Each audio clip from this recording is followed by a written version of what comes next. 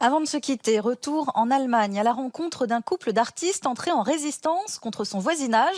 Et pour cause, Birgit et Horst Lohmeyer vivent dans un village où résident de nombreux néo-nazis. À Yamel, dans le nord du pays, résonnent régulièrement des chants à la gloire du Troisième Reich. On y célèbre d'ailleurs l'anniversaire d'Hitler et le NPD, le parti d'extrême droite allemand, siège au Parlement régional depuis 2006.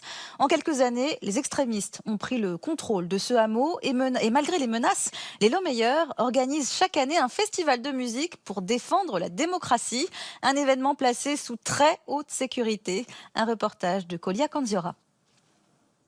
Un village, des tentes, une scène et de la musique.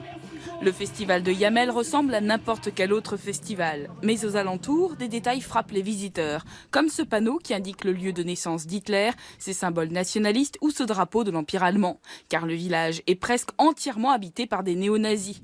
Contre cette propagande, le festival sonne donc comme un acte de résistance.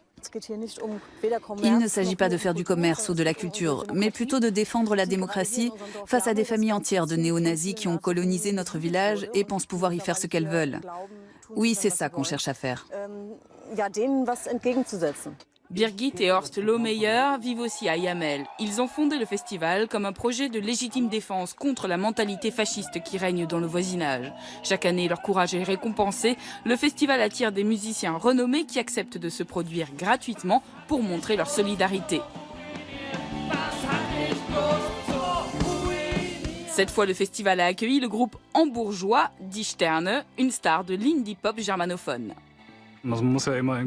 En tant que groupe, on doit faire attention à toujours être en accord avec l'attitude que l'on a, la musique que l'on fait.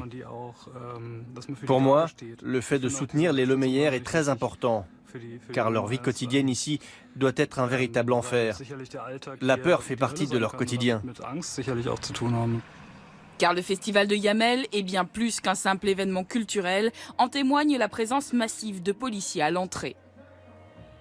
Le lieu du festival représente en lui-même un danger. On ne peut pas le contester. On doit donc faire tout notre possible pour assurer la sécurité durant toute la durée du festival. Les 1200 spectateurs achètent leurs tickets sans savoir à l'avance quel groupe se produira sur scène. Pour eux, ce qui compte, ce n'est pas tant de s'amuser, mais surtout de défendre une cause juste.